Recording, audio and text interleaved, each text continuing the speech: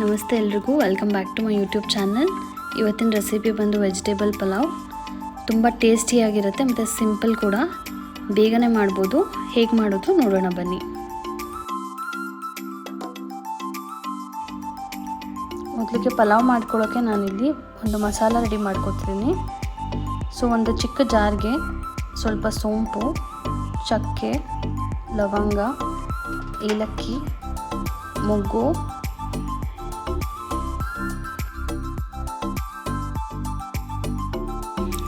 ಒಂದು medium size ಈರುಳ್ಳಿ ಹಾಗೂ ಒಂದು ಟೊಮ್ಯಾಟೊ ಮತ್ತು ಮೆಣಸಿನ್ಕಾಯಿ ಇಷ್ಟು ಹಾಕ್ಕೊಂಡಿದ್ದೀನಿ.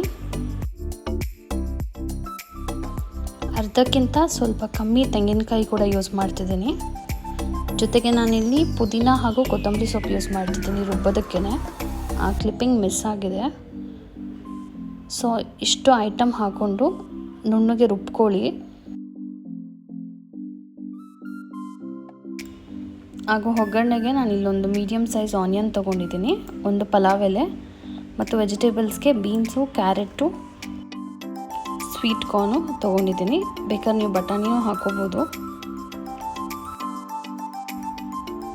ನಾನಿಲ್ಲಿ ಡೈರೆಕ್ಟು ಕುಕ್ಕರಲ್ಲೇ ಮಾಡ್ತಿದ್ದೀನಿ, 1 ಪಾಟ್ ರೈಸ್ ಥರ. ಸೊ ಒಂದು 5 to 6 ಸ್ಪೂನ್ ಆಯಿಲ್ ಹಾಕ್ಕೊಂಡಿದ್ದೀನಿ. ಎಣ್ಣೆ ಕಾದ್ಮೇಲೆ ಸ್ವಲ್ಪ ಸಾಸಿವೆ ಹಾಕೋಬೇಕು.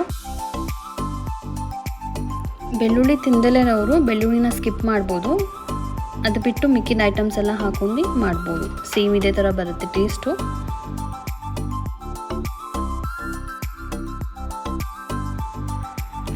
ಈರುಳ್ಳಿ ಹಾಕೋತಿದ್ದೀನಿ. ಈರುಳ್ಳಿ ಒಂದು ಸ್ವಲ್ಪ ಕಲರ್ ಚೇಂಜ್ ಆದಮೇಲೆ ಪಲಾವೆಲ್ಲ ಹಾಕೋತಿದ್ದೀನಿ ನಾನು.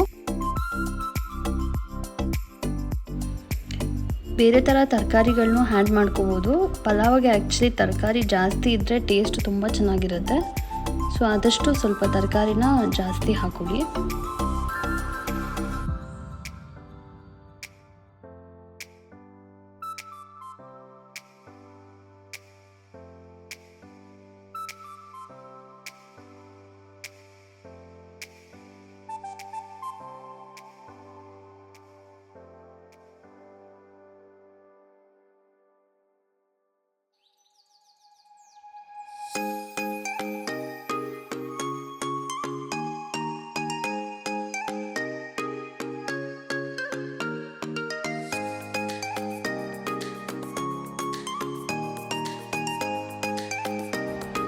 ತರಕಾರಿ ಎಲ್ಲ ಹಾಕಿದ್ಮೇಲೆ ತುಂಬ ಹೊತ್ತು ಏನೂ ಫ್ರೈ ಮಾಡೋ ನೆಸೆಸಿಟಿ ಇರಲ್ಲ.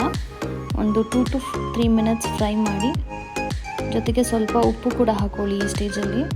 ಸೊ ಆವಾಗ ತರಕಾರಿನೂ ಸ್ವಲ್ಪ ಚೆನ್ನಾಗಿ ಫ್ರೈ ಆಗುತ್ತೆ ಹಾಗೂ ವೆಜಿಟೇಬಲ್ಸ್ಗೂ ಅಬ್ಸರ್ವ್ ಆಗುತ್ತೆ.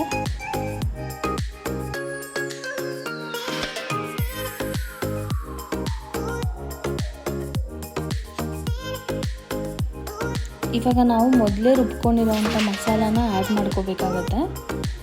ಮಸಾಲಾನ ಆ್ಯಡ್ ಮಾಡಿ ಒಂದು 1 ನಿಮಿಷ ನೀವು ಫ್ರೈ ಮಾಡಿಕೊಂಡು ಸಾಕು, ಸ್ವಲ್ಪ ಹಸಿ ವಾಸನೆ ಹೋಗೋ ತನಕ.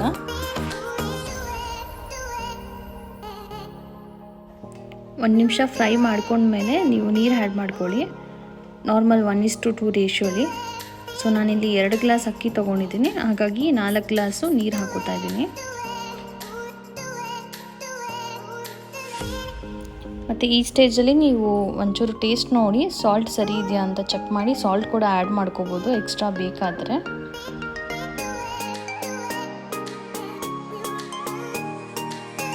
ಸೊ ಆಲ್ರೆಡಿ 50% ಪಲಾವ್ ಇಲ್ಲೇ ಕುಕ್ಕಾಗಿರುತ್ತೆ. ಸೊ ಒಂದು ಕುದಿ ಬಂದ ಮೇಲೆ ನೀವು ಲಿಡ್ ಕ್ಲೋಸ್ ಮಾಡಿ 2 ವಿಷಲ್ಸ್ ಬಂದರೆ ಸಾಕು. ಕುಕ್ಕರ್ ಕಂಪ್ಲೀಟ್ ಕೂಲ್ ಆದಮೇಲೆ ಲಿಡ್ ಓಪನ್ ಮಾಡಿ.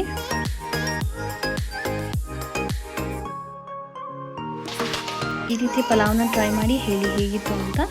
ಹಾಗೆ ನನ್ನ ವಿಡಿಯೋಗೊಂದು ಲೈಕ್ ಮಾಡಿ, ಸಬ್ಸ್ಕ್ರೈಬ್ ಮಾಡಿ. Thank you for watching.